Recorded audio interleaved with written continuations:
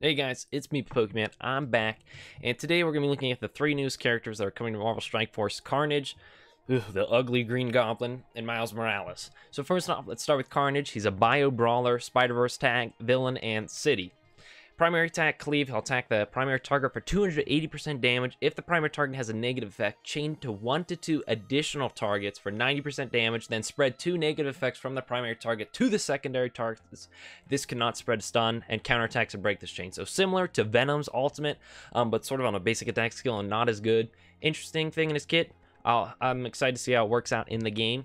His special skill, Slaughter, he'll attack the primary target for 420% damage plus 100% additional damage for every negative effect on them. Then he'll remove all negative effects from the primary target and attack all adjacent targets for 250% damage. This is sort of something with Nick Fury in mind, sort of removing those buffs. This could pretty much one-hit kill Nick Fury, 420% plus, 100% for every buff. Nick Fury easily has like 5 or 6 on him at any time. You're looking at like 1,000% damage against Nick Fury, so like, don't underestimate this skill. And then his ultimate, Absolute Carnage. He'll attack the primary target for 500% piercing, so whoo, some big numbers from Carnage here. And he'll apply bleed for 2 turns, 2 bleed for 2 turns. And if the primary target's above 50% health, apply an additional bleed for 2 turns. So 3 bleeds, 500% piercing. Got some big damage numbers coming out from Carnage. And this passive, when an enemy drops below 25% health, fill speed bar by 30% and then heal for 10% of this character's max health. So overall, very good character, definitely built in mind with taking down the shield team. Another team that can take down the shield team. So, a nice kit. Very interesting. I don't think he's necessarily going to be top tier because he really only does a lot of damage against one enemy. But I like what he does. He'll definitely have a use in the game, and he's not a worthless character to pick up. So he's somebody to keep an eye on. I wouldn't put him S tier, maybe A tier, low A tier. I don't know. That'd be pretty generous to put him in A tier, I think. Again, he's good at what he does, but he's only really good at tagging one guy. But let's talk about a different villain that came in this update, Green Goblin. First off, let's talk about how he looks. Whew, that is ugly. They combined the ultimate version of Green Goblin and the base version of Green Goblin into like this weird. Ooh, it's like, ooh, gosh, it's like it's disgusting. Oh, it's ugly. Anyways, basic attack, Goblin Strike. He'll attack the primary target for 330% damage. I see him throwing out Pumpkin Bomb. 25% chance to attack adjacent targets for 260% damage. 25%, pretty bad. I wouldn't even worry about that adjacent damage because it's just not going to happen at 25%. But, a respectable basic attack. Burning Rage, his special, attack a random target with stealth for 450% damage. Again, meant for the shield team to take down shield operative. An anti-shield team. If no targets have stealth, attack the primary target instead, and then you deal 50% additional damage per positive effect on the target. Again, for another one to take down shield, because we need like 20 characters that can do that. This can remove positive or do bonus damage against positive effects. Woohoo! Another team that can take down shield. Isn't that great? His ultimate, Fire and Brimstone, he'll attack the primary target for 290% damage and attack 3 to 4 random targets for 290% damage. So just like a big AoE, no damage, no like bonus effects on that, but it's an okay amount of damage. And his passive, Cauterize, arguably the most interesting thing on him. On any Spider-Verse ally's turn, so if you put him on a full team of Spider-Verse characters, which you can do now with Venom, Carnage, and Spider-Man and Miles Morales, so every turn for your team, choose 2 random enemies. If they have a positive effect, remove 1.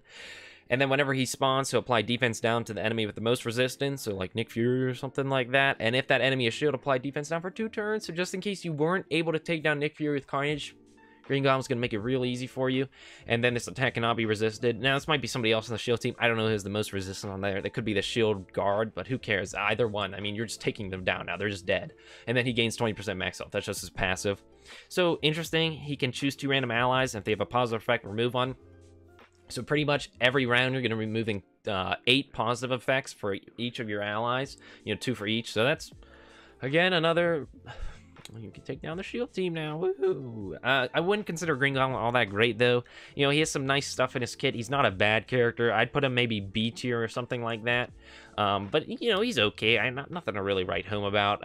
In concept, you're like, oh, good. Taking down shield, that's a very important thing. But, like, that's kind of what the Brotherhood was brought in to do. So I don't know why we needed another team that could take down shield. So, like, and Green Goblin, I know people are like, oh, they just added that bonus for shield because it's Nick Fury. But no, I guess he actually, Ultimate Green Goblin does a lot of stuff with shield in the comics. So, Miles Morales, the highlight of the update for me because I love Miles Morales so much.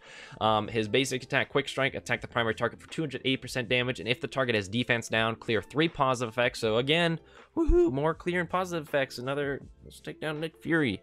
But this synergizes well with Spider-Man's special skill where he applies defense down to a lot of enemies. So now, Miles Morales can combo off of that, remove 3 positive effects. So, rip Nick Fury, rip his team.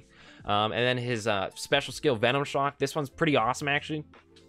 He'll attack the primary target for 300% damage, change their speed bar by 50%, so subtract 50% from their speed bar, apply slow for 2 turns, and then prolong all negative effects on them by 1, and then he gains stealth. So he'll shock the guy, and then he'll go into stealth. Really nice. I think that's a fun skill. And then this synergizes with his passive where during stealth he has plus 50% dodge chance. And then on spawn he also will gain stealth. And then on turn he'll apply defense down to a random target. And if that target already had defense down, he'll gain offense up instead. So every turn he's going to pick a random person and be like, you get defense down. And say randomly he picks somebody that already has defense down. He's like, I get offense up. So that's a nice little synergy with his basic attack right there, and it has a little bit of synergy with Venom Shock. Miles Morales' ultimate Web Blast, he'll attack all enemies for 260% damage, then apply Disrupted to the primary target, so only one of them for 2 turns. Then he'll apply Disrupted to 2 more targets on top of that. So again, Disrupted, let's all read pop quiz. I told you all in the Brotherhood reviews, what does Disrupted do? It means no more positive effects can be applied to the character. So that means another really big counter to Nick Fury and his team, no positive effects being applied. That's what we've seen pretty much through all these characters. I wouldn't consider the Spider-Man team meta breaking, considering we just got the Brotherhood team who's kind of doing what they're doing, except better. But I'm excited that some of the homeless characters, that's another term I've been using, Venom and Spider-Man now have a team to be with Carnage, Venom, and Miles Morales. And it's an interesting team, and this is kind of nice for the people that can't get Brotherhood, because Brotherhood's kind of expensive. This is sort of like a Brotherhood light team. They're good at taking down Nick Fury. So say you're not able to get the Brotherhood, this isn't a bad team to go for. And these are some fun characters. Spider-Man, it's always great characters from the Spider-Verse. So I'm just very excited to get to see these characters come to the game, and I am looking forward to farming them, assuming I don't end up quitting because of Red Stars. So here's hoping Red Stars get changed so I can enjoy these brand new Spider-Man characters, and you can too. That being said, real quick, I also want to let you know Brawl Stars, it did come out. Very excited for that game. I love the game. I've been playing it in beta. I can't quite figure out how to get it to work on BlueStacks or Nox yet. That's something I'm going to be looking into, but that is something I plan to do videos on for this channel, so look forward to that in the future. But that being said, see you guys later. Sign off, guys.